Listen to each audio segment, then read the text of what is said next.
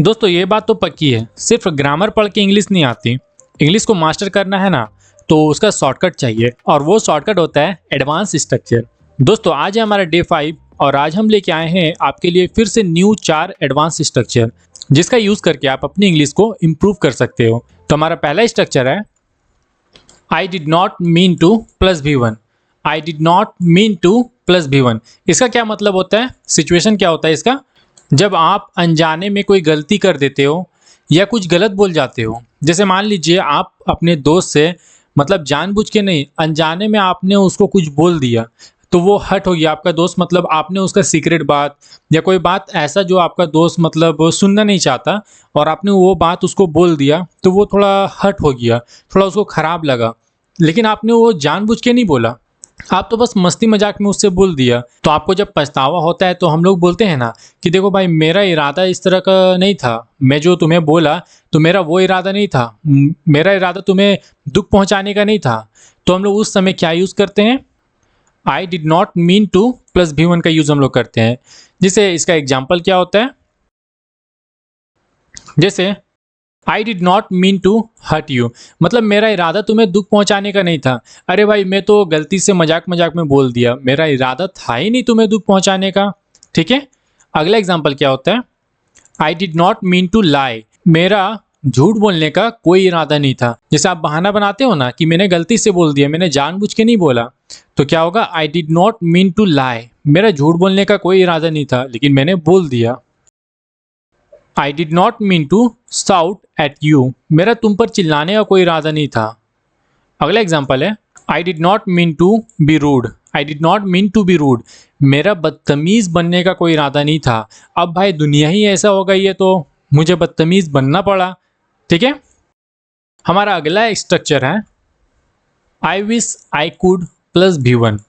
I wish I could plus V1, situation क्या होता है इसका, जब आप किसी काम को करने की ख्वाहिश रखते हो पर वो संभव नहीं है, मतलब वो पॉसिबल नहीं है, मतलब आप उम्मीद इतना ज़्यादा कर लेते हो, आपका एक्सपेक्टेशन इतना ज़्यादा होता है कि वो अभी तो पॉसिबल नहीं है, हाँ फ्यूचर में वो पॉसिबल हो सकता है लेकिन अभी वो चीज़ पॉसिबल नहीं है। जैसे मान लीजिए अब आपने अब सोच लिया, आप ऊपर आसमान में देखते देखते सोच रहे हो कि यार ये बर्ड जो है, बर्ड कैसे उड़ रहा है, कैसे वो फ्लाई कर रहा, तो काश मैं भी एक बर्ड होता तो मैं भी उड़ता, मैं भी फ्लाई करता। मतलब आप ख्याली पुलाव जब बनाते हो, ऐसा आपका ख्वाहिश होता है, ऐसा आप जब सोचते हो जो अभी मतलब पॉसिबल नहीं है, संभव नहीं है अभी पूरा होना, तो हम लोग उसके लिए यूज़ करते हैं आई wish I could plus V1 का। ठीक है, जैसे हम लोग बोलते हैं ना, काश मैं ये कर पाता, काश मैं IAS बन पाता, काश मैं बर्ड बन जाता, काश मैं उसके ऐसा उड़ लेता। जब हम लोग ख्याली पुलाव बनाते हैं तो हम लोग यूज़ करते हैं आई wish I could plus V1 का। चलो एग्जाम्पल के थ्रू समझते हैं और बेटर से समझेंगे। आई विश आई कुड फ्लाई, काश मैं उड़ सकता। आप सोचते हो ना कि भाई जैसे बर्ड उड़ता है, काश मैं भी बर्ड की तरह उड़ पाता। अगला एग्जाम्पल क्या है, I wish I could meet you right now. जैसे मान लीजिए आप लोग मेरे सब्सक्राइबर हो और आप लोग मेरे वीडियो को देख रहे हो और आप लोग इतना प्यार मुझे दिखा रहे हो, आप लोग मेरे को लाइक कर रहे हो, कमेंट भी कर रहे हो, वीडियो को शेयर भी कर रहे हो, मुझे सब्सक्राइब भी कर रहे हो, तो मैं ऐसा सोच रहा हूँ ना कि काश मैं अभी आपसे तुरंत मिल पाता। तो ऐसा तो पॉसिबल नहीं है ना, आप लोग तो बहुत दूर दूर के हो, तो अभी तो ऐसा पॉसिबल नहीं है कि आप लोग से तुरंत मिल लूँ।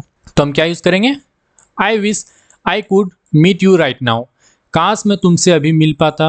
अगला एग्जाम्पल है, I wish I could turn back time, काश मैं समय पीछे ले जाता।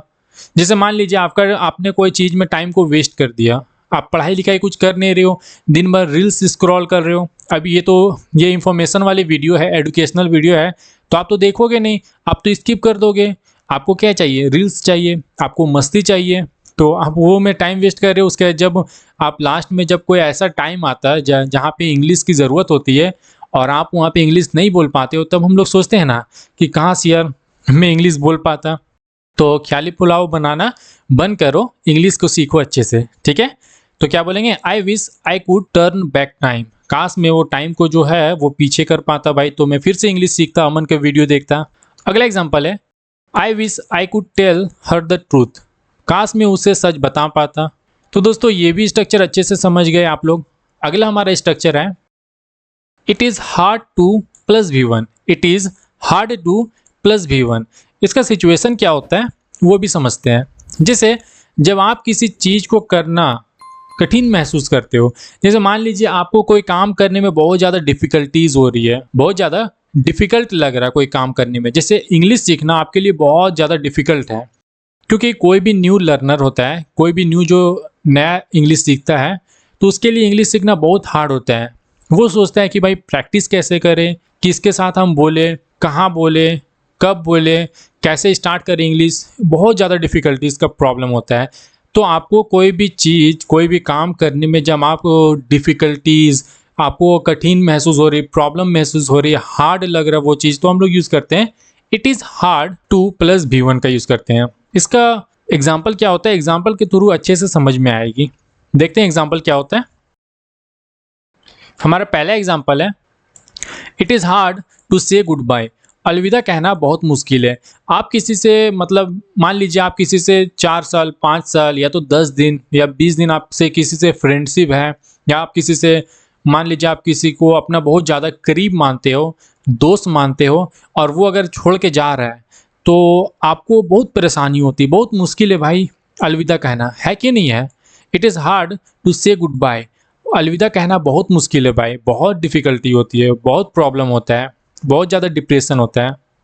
अगला एग्जाम्पल क्या है, it is hard to believe this. इस पर यकीन करना मुश्किल है। जैसे अभी के टाइम पे नेटवर्क मार्केटिंग में अगर आप फंस गए एक बार, तो दोबारा अगर कोई लेके आता है कि भाई इसमें जुड़ जाओ, एक न्यू स्कीम आया है, इसमें पैसा अर्न हो सकता है, ये नेटवर्क मार्केटिंग है, जब वो बताने लगता है तो आप बोलते हो ना कि भाई it is hard to believe this, मतलब इस पर यकीन करना बहुत मुश्किल है भाई। एक बार क्योंकि हम फंस चुके हैं ना, इसमें यकीन करना बहुत मुश्किल है। अगला एग्जाम्पल क्या है, it is hard to move on. आगे बढ़ना बहुत मुश्किल है। जब वो कोई बोलता है कि भाई अब ब्रेकअप कर लो, अब मूव ऑन कर लो, अब चले जाओ मेरे लाइफ से, तो ये बहुत मुश्किल होता है उसको मूव ऑन करके वहाँ से हट जाना, आगे बढ़ जाना लाइफ में। थोड़ा मुश्किल होता है, थोड़ा 2 महीना, 3 महीना, 4 महीना, 1 साल, 2 साल, या शायद लाइफ भर भी आपको प्रॉब्लम हो सकती है। मतलब बहुत मुश्किल होता है किसी से मूव ऑन करना। तो हम लोग क्या यूज़ करेंगे, it is hard to move on. आगे बढ़ना बहुत मुश्किल होता है। अगला एग्जाम्पल क्या है, it is hard to trust again. हाँ, ये तो बात सही है। अगर किसी से एक बार भरोसा टूट जाए तो फिर ट्रस्ट करना बहुत मुश्किल है उसमें। ट्रस्ट उसमें फिर से पहले जैसा आना बहुत मुश्किल होता है ना? ये बात सही है कि नहीं है? जैसे अगर किसी से, आप किसी को बहुत अच्छे से उसको जान रहे हो, बहुत अच्छे से आपका उससे करीबी है, और अगर वो कुछ धोखा दे दिया या कुछ ट्रस्ट आपका तोड़ दिया, तो फिर से ट्रस्ट करना बहुत मुश्किल होता है। तो क्या बोलेंगे, it is hard to trust again. It is hard to trust again. फिर से भरोसा करना बहुत मुश्किल होता है। दोस्तों, ये भी स्ट्रक्चर अच्छे से आप समझ गए। तो हमारा अगला स्ट्रक्चर क्या है, I had no idea. I had no idea plus that. ठीक है, इसका सिचुएशन क्या होता है, जैसे जब कोई बात आपको चौंका देती है और आपको पहले से उसकी जानकारी नहीं थी, मतलब आपको पहले से कोई बात की इन्फॉर्मेशन नहीं थी, और अचानक से वो चीज़ हो जाता है, या कोई काम हो जाता है, उसके बाद आपको पता चलता है कि ये चीज़ हो गया और आपको उसकी जानकारी नहीं थी, तो हम लोग यूज़ करते हैं I had no idea plus that का। ठीक है, जैसे इस तरह का सेंस निकलता है ना, मुझे बिल्कुल अंदाजा नहीं था कि ऐसा होगा। तो इसको एग्जाम्पल के थ्रू हम लोग समझते हैं। हमारा पहला एग्जाम्पल है, I had no idea that you were coming. यार, मुझे बिल्कुल अंदाजा नहीं था कि तुम आ रहे हो। जैसे मान लीजिए आपका दोस्त आ रहा है और आप स्टेशन पे उसको रिसीव करने के लिए नहीं गए, तो आपका दोस्त आपसे नाराज हो गया कि भाई तुम मेरे को रिसीव करने क्यों नहीं आया। तो आप बोलते हो ना कि भाई मेरे को कोई आइडिया ही नहीं था कि तुम आ रहा है, तुम मेरे को कॉल पहले करता, तुम मेरे को बताता, तो तुम बताया नहीं, तुम अचानक से आ गया, तो मेरे को कोई आइडिया नहीं था कि तुम आ रहे हो। I had no idea that you were coming. अगला एग्जाम्पल क्या है, I had no idea she liked me. मुझे बिल्कुल अंदाजा नहीं था कि उससे मैं पसंद हूँ।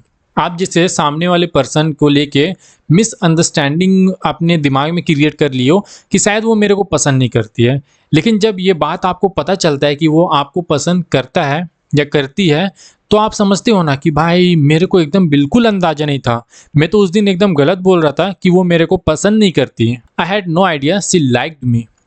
अगला एग्जाम्पल क्या है, I had no idea the exam was today. मुझे एकदम बिल्कुल आइडिया नहीं था कि आज ही एग्जाम है। अगला एग्जाम्पल क्या है, I had no idea that would happen. मुझे बिल्कुल अंदाजा नहीं था कि ऐसा होगा। I had no idea that would happen.